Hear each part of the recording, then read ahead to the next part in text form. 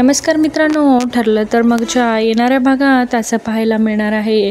आता अर्जुन थोडा इकडे नाराज असतो, कारण कोर्टात पुन्हा तारीख पडलेली असते. त्याला काहीतरी सिद्ध करायचं असतं, पण ते साध्य झालेलं नसतं. मग त्यावर सायली अर्जुनला थोडं सांत्वन करत असते. अहो तुम्ही शांत बसा, बघूया का इतका चिडले आहात.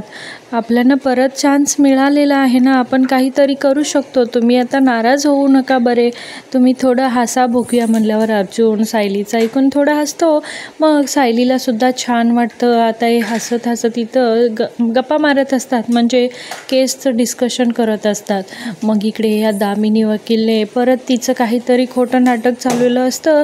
तिने मीडियाला बोलवलेलं असतं आणि मीडियासमोर असं सांगत असते की अर्जुन त्याचे ते मधुभाऊ त्यांचे सासरे आहेत, म्हणून पाठीशी घालण्यासाठी ते काहीही वाटेल त्या थराला जातील, असं ती त्या मीडियावाल्यांना सांगून भडकवलेली असते.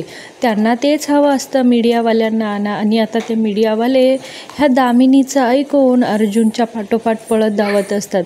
सर थांबा असं म्हणत असतात. मग अर्जुन थांबतो. अर्जुनला वाटेल ते हवे तसे प्रश्न ते विचारत असतात. मधुभाऊ तुमचे सासरे आहेत म्हणून तुम्ही पाठीशी घालत आहात का? अजून किती दिवस हे केस चालू राहणार आहे? केसचा निकाल कधी लागणार आहे? असे अनेक प्रश्न अर्जुनला विचारत असतात. अर्जुन गोंधळत असतो, कुठल्या प्रश्नाचं उत्तर देऊ आणि काय देऊ. पण इकडे तितक्यातच सायली येते की आता आमच्याकडे अजून 30 दिवस आहेत. त्या 30 दिवसात जे वाटेल ते होईल.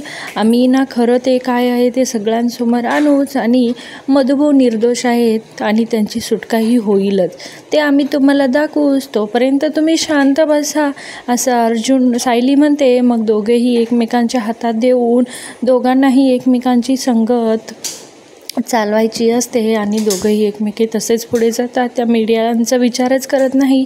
आता येणाऱ्या भागात खूप मोठा ट्विस्ट आहे, त्यासाठी चॅनलला नक्की सबस्क्राईब करा.